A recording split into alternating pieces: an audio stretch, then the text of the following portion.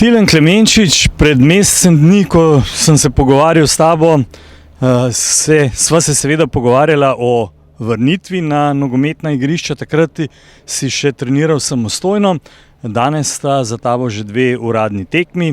Kako je bilo? Si imel kakšne težave, te je odrezalo? Kako ocenjuješ svojo trenutno pripravljenost? Počutim se odlično, tudi bolečin v kolenu ni več. Tako da ja, treniram na 100%, tudi te dve tekmi, ki so za mano, sem jih oddelal kar se da po svojih najboljših močeh.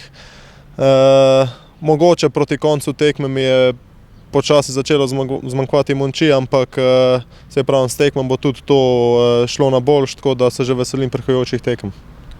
Čez Muro je šlo, zdaj nas čaka Bravo in to na domači tekmi v nedeljo. Kaj napoveduješ? Čaka nas sigurno ena težka tekma, tako kot vsaka do zdaj, ampak mi moramo gledati sebe, na svoj performance, tako da moramo se držati trenerjevih navodil, dati vse od sebe, pa bomo pa vedeli, kaj nam bo to prineslo. Ker ta tekma Murina je bila malo infarktna za nas gledalce, ne? 2-0 za Muro, potem pa zmaga 3-2. Upam, da nam kaj takega ne pripravljate na domačem terenu. Pa ja, tekma proti Muri, vedeli smo, kaj nas čaka, tudi ko smo se postavili.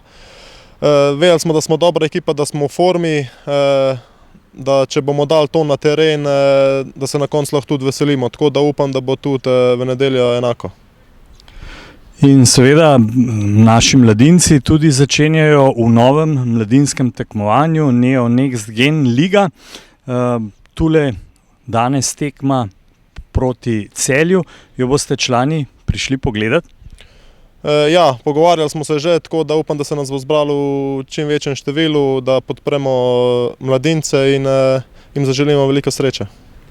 Ja, pa tudi veliko sreče vam v nedeljo proti Bravo. Hvala.